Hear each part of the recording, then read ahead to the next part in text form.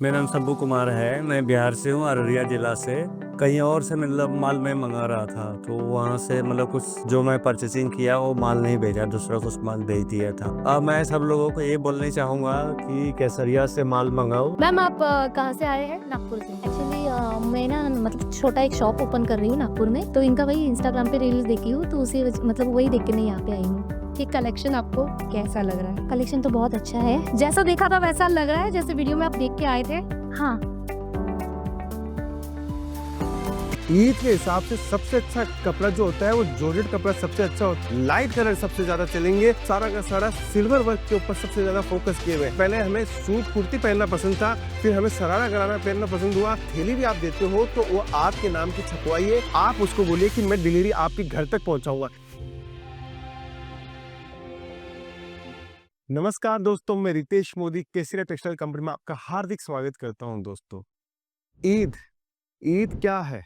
ईद एक रमजान का एक पवित्र महीना है और इस महीने को पूरा समर्पण भाव से ईद की जो तैयारी की जाती है, पूरे एक महीने की तैयारी की जाती है। उसके बाद में ईद बनाई जाती है और आपसी भाईचारे का ये त्योहार है। दोस्तों, इस त्योहार को बनाने के लिए सबसे ज्यादा जो जरूरत होती है वो पोशाक की जरूरत होती है। लोगों का पहनावा उस दिन सबसे ज्यादा अट्रैक्शन करता है। दोस्तों, केसरिया टेक्सटाइल कंपनी ने अभी से इतनी बढ़िया तैयारी की है ईद की, और ईद के लिए हम लोगों ने हमारे कस्टमर्स का जो सुझाव था उसके ऊपर 10 पॉइंट आपके लिए लेके आए हैं कि ईद की तैयारी कैसी होनी चाहिए और किस हिसाब की ये तैयारी होनी चाहिए। दोस्तों, ईद का त्योहार, ईद की सीजन सबसे बड़ी सीजन होती है, क्योंकि एक वर्ग जो इंडिया का सबसे बड़ा समुदाय आता है उसको बहुत ज्यादा पहनावा पसंद होता है उस दिन के लिए। और ऐसा कोई भी व्यक्ति नहीं होता उस दिन जो नए पोशाक नहीं पहने, नई ड्रेस नहीं पहने। जैसे छोटा बच्चा हो, बड़ी बुजुर्ग महिला हो, आदमी हो, औरत हो, लड़की हो, नौजवान पुरुष हो, सब लोग ईद के हिसाब से सब बेहतरीन से बेहतरीन कपड़ा पहनना पसंद करते हैं। अगर आपको व्यापार की दृष्टि से अगर आपको कपड़ा चाहिए तो केसरिया टेक्सटाइल कंपनी के साथ जुड़कर आप ईद के लिए स्पेशल कलेक्शन हम लोगों ने जो बनाए हैं वो आप खरीदी कर सकते हैं। दोस्तों, इस त्योहार का अगर मजा लेना है और इस त्योहार के मजे के साथ के अंदर आपको नई से नया कलेक्शन आपको चाहिए तो केसरिया टेक्सटाइल कंपनी सूरत की बिगेस्ट मैन्युफैक्चरिंग कंपनी है। आप वहां जुड़िए, आपको बेहतरीन रेंज, बेहतरीन क्वालिटी, बेहतरीन वेरायटी आपको देखने को मिलेगी। तो ईद की प्लानिंग स्टार्ट कर दीजिए। दोस्तों, आज की इस वीडियो के अंदर मैं 10 पॉइंट लेके आया हूं कि ईद के लिए आपको अभी से क्या प्लानिंग करनी है जिससे आपकी ईद की सीजन सुपरहिट जाए। तो दोस्तों, कस्टमर ने हमें जो सजेशन दिया उन 10 पॉइंटों को हम लोग आपके सामने लेके आएंगे और 10 पॉइंटों पे हम लोग डिस्कस करेंगे जिससे आपको अभी से वो चीज पता चल जाए जिससे आपकी ईद की सीजन सुपरहिट हो जाए। आज का पहला पॉइंट है कि ईद के हिसाब से ट्रेंड कैसे पता करें? देखिए, हर समय हर टाइम में कलर चेंज होते हैं। पिछले साल डार्क कलर सबसे ज्यादा चले थे, लेकिन इस बार मैं आपको बताता हूँ ईद के अंदर लाइट कलर सबसे ज्यादा चलेंगे, फैंसी कलर सबसे ज्यादा चलने वाले हैं। क्योंकि हर साल आप सोचते हो पिछले साल मैंने डार्क कलर पहना तो इस साल कौन से कलर ज्यादा ट्रेंड में होंगे। इस बार सबसे ज्यादा जो कलर ट्रेंड में है वो लाइट कलर ट्रेंड में है, डस्टी कलर ट्रेंड में है। डार्क कलर का रेशियो कम हुआ है, लाइट कलर का रेशियो बढ़ा है। उसका एक रीजन और बताता हूँ। दोस्तों, हर साल ईद जो आती है वो जनवरी और फरवरी महीने के अंदर आती है। इस बार जो ईद आ रही है वो 31 मार्च को आ रही है, जहां से आपका गर्मी का सीजन स्टार्ट हो जाता है। तो गर्मी के अंदर सबसे ज्यादा जो पहना जाता है वो लाइट कलर पहना जाता है। इसलिए ट्रेंड्स के हिसाब से लाइट कलर और सिल्वर वर्क सबसे ज्यादा चलेगा। अब ट्रेंड्स कैसे निकाले? देखिए दोस्तों, ट्रेंड निकलता है कलर के ऊपर। जब कलर के ऊपर निकलता है तो डार्क कलर की जगह इस बार लाइट अगर बिकेगा तो लाइट के अंदर आपको सिल्वर का टोन सबसे ज्यादा देखने को मिलेगा। लाइट के ऊपर सिल्वर का गजब कॉम्बिनेशन होता है और शानदार डिजाइन निकलती है। हम हमेशा अपने आप को अपडेट करते रहते हैं। हमें पहले पहले हमें सूट कुर्ती पहनना पसंद था, फिर हमें सरारा गरारा पहनना पसंद हुआ, फिर हमें पाकिस्तानी सूट पहनना पसंद हुआ। तो ऐसे धीरे धीरे ट्रेंड बदलता है। उसी ट्रेंड के आधार पे मैं आपको बताता हूँ इस साल सबसे ज्यादा जो ईद के अंदर बिकेगा वो लाइट कलर बिकेगा। सर, आज का दूसरा सवाल है कि ईद के हिसाब से कौन से क्वालिटी के फैब्रिक चूज किया जाए? देखिए, ईद के हिसाब से सबसे अच्छा कपड़ा जो होता है वो जॉर्जेट कपड़ा सबसे अच्छा होता है और सबसे ज़्यादा अभी के जो ट्रेंड में चल रहा है वो जिमी चू फैब्रिक सबसे ज़्यादा चल रहा है, फेंडी कपड़ा सबसे ज़्यादा चल रहा है, टिश्यू बेस का फैब्रिक और जॉर्जेट बेस का फैब्रिक सबसे ज़्यादा चल रहा है। अगर आप परचेजिंग करने जाओगे और परचेजिंग के हिसाब से सोच रहे हो तो आपको बता देता हूँ टिश्यू फैब्रिक और जॉर्जेट फैब्रिक इस पे आप फोकस कीजिएगा जिससे आपके पास में ट्रेंड के हिसाब से आपके पास में कलेक्शन आपके पास मिले। सर आज का तीसरा सवाल है कि ईद के हिसाब से वैरायटी क्या रखें? देखिए, ईद के हिसाब से ईद के अंदर 5 चीज़ें सबसे ज़्यादा चलती है, पाँचों चीज़ें आपको बताता हूँ। सबसे ज़्यादा लॉन्ग ड्रेसेस चलती है, फिर पाकिस्तानी सूट चलता है, फैंसी सूट चलता है, काफ्तान सबसे ज़्यादा चलते हैं और 5वां आइटम होता है फैंसी ड्रेसेस, जो फैंसी ड्रेसेस होती है। देखिए, ईद के अंदर सुबह के टाइम में और शाम के टाइम के अंदर फ़र्क बताता हूँ। सुबह के टाइम में सबसे ज़्यादा जो बिकता है वो लॉन्ग ड्रेसेस बिकती है, जैसे वो पाकिस्तानी सूट हो, फैंसी सूट हो या आपकी काफ्तान्स हो, ये सबसे ज़्यादा बिकता है। लेकिन शाम के टाइम के अंदर जब पहनावा चेंज होता है, तो उसमें आपकी फैंसी ड्रेसेस सबसे ज़्यादा चलती है। तो आप ध्यान रखिएगा, इस बार जो चल रहा है वो suit, Pakistani suit, long dresses, kaftan और हेवी वर्क के सूट सबसे ज़्यादा बिकने वाले हैं क्योंकि पिछले साल लाइट वर्क सबसे ज़्यादा बिका था। इस बार हेवी वर्क ज़्यादा बिकेगा क्योंकि हेवी वर्क ईद की शान होती है और थोड़ा-सा कपड़ों के अंदर चमक होनी सबसे ज़्यादा ज़रूरी है, तो वो चीज़ों का ध्यान रखिएगा। जितना ज़्यादा चमक होगी, उतना ज़्यादा आपका माल फास्ट बिकेगा। सर आज का चौथा सवाल है कि ढेर सारे कस्टमर के ऑर्डर आ जाते हैं तो उनको मैनेज कैसे करें? देखिए, कस्टमर जब ईद की ग्राहकी चलती है तो 1 महीना तो हर किसी भी दुकानदार को फुर्सत नहीं मिलती है कि उसको खाना खाने का भी समय नहीं मिलता है। अब आपको ये वैरायटी मेंटेन करनी है और स्टॉक मेंटेन करना है तो उसके लिए मैं आपको बताता हूँ कि आप पहले से प्री-प्लान लें कि हमें कितना ऑर्डर देना है। अगर आप मेक टू ऑर्डर देते हो या रेडी वियर बाइंग करते हो तो आपको 2 चीज़ ध्यान रखनी है। प्रोग्राम देते हो तो आज अब भी अच्छा समय है प्रोग्राम बेस्ड ऑर्डर देने का। उसके बाद में अगर रेडी माल लेते हो तो आपको फरवरी महीने के अंदर ही या जनवरी महीने के अंदर ही आपको परचेजिंग कर लेनी है और आपको व्यापारियों को बोल के रखना है कि मुझे जब भी नया आइटम आए मुझे व्हाट्सएप जरूर करना और व्हाट्सएप के हिसाब से नया-नया माल आप मंगवाते रहना।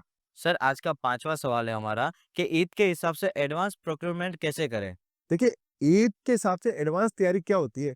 आपको पता है कि 1 मार्च से लेके 31 मार्च तक का रमज़ान का महीना रहेगा। तो एडवांस तैयारी जो करनी है वो जनवरी-फरवरी महीने के अंदर करनी है और जनवरी में कौन-सी तैयारी करें और फरवरी में कौन-सी तैयारी करें। जनवरी के अंदर आप यहाँ पे आके कलेक्शन देखिए, कलेक्शन के साथ में थोड़ा-सा माल आप ऐड ऑन कीजिए अपने के अंदर। लेकिन फरवरी के अंदर आपकी तैयारी और ज़्यादा अच्छी हो जानी चाहिए।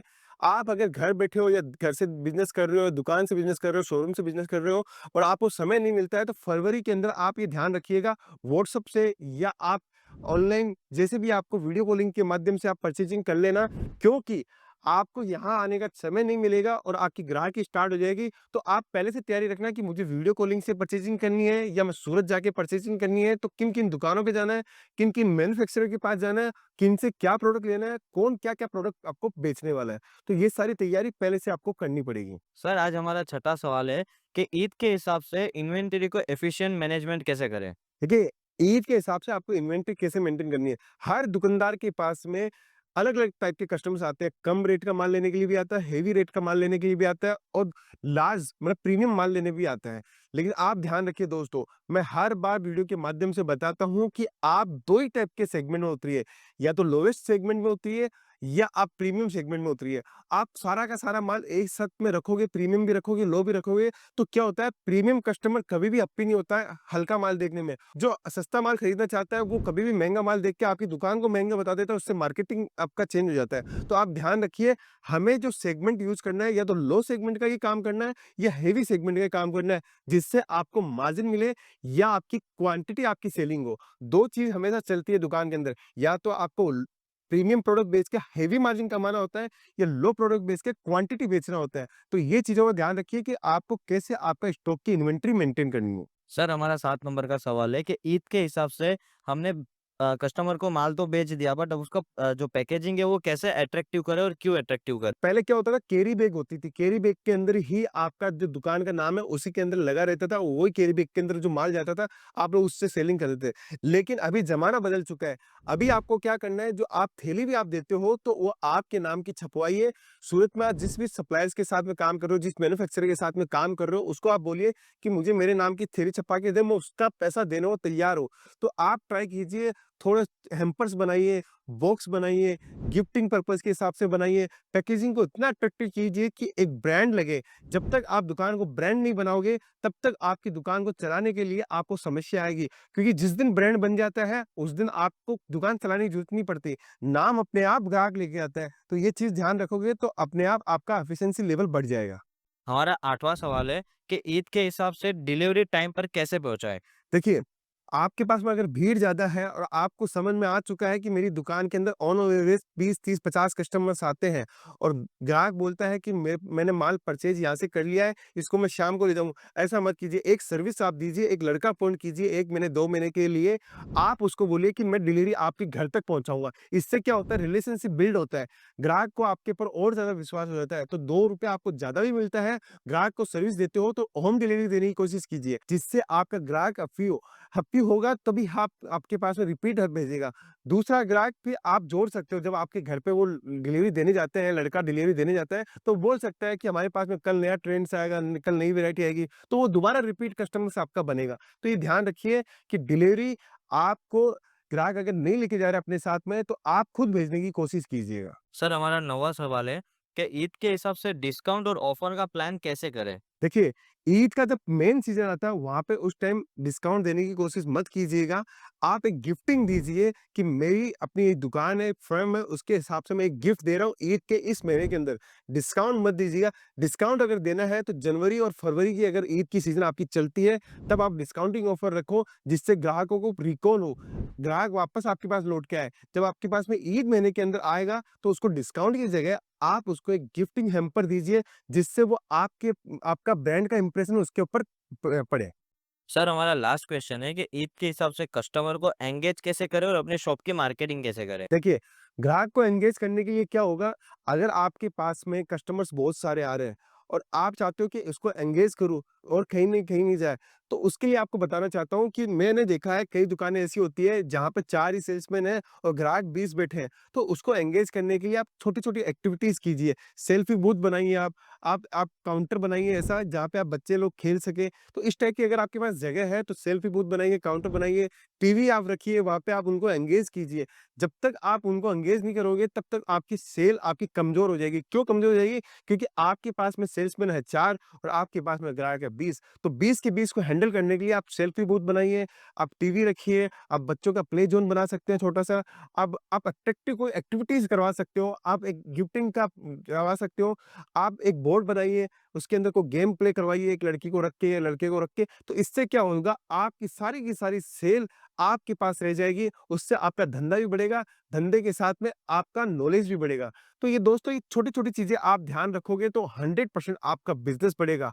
और साथ में बोलना चाहता हूँ कि अगर आप चाहते हो कि बढ़िया लेटेस्ट कलेक्शन कहाँ मिलेगा, तो सूरत की मैन्युफैक्चरिंग कंपनी केसरिया टेक्सटाइल कंपनी के साथ आप व्यापार कर सकते हो। व्यापार के साथ-साथ मैं आपको बोलता हूँ कि जो टिप्स हम लोग देते हैं, अगर आप उनको अपने बिज़नेस में अप्लाई करोगे तो 100% आपको प्रॉफिट मिलेगा। प्रॉफिट की गारंटी है केसरिया टेक्सटाइल कंपनी के साथ में।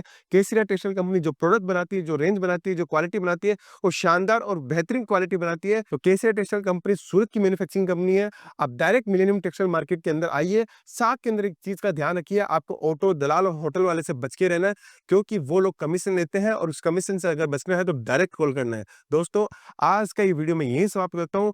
चैनल को ज़रूर सब्सक्राइब कीजिएगा, चैनल के बेल आइकन को ज़रूर से दबाइएगा, फॉलो कीजिएगा, सब्सक्राइब कीजिएगा। अगर ये वीडियो आपको पसंद आए तो लोगों को शेयर कीजिएगा। मिलता हूँ नेक्स्ट वीडियो के साथ में। बहुत-बहुत धन्यवाद। साड़ी कुर्ती या हो लहंगा, सही दाम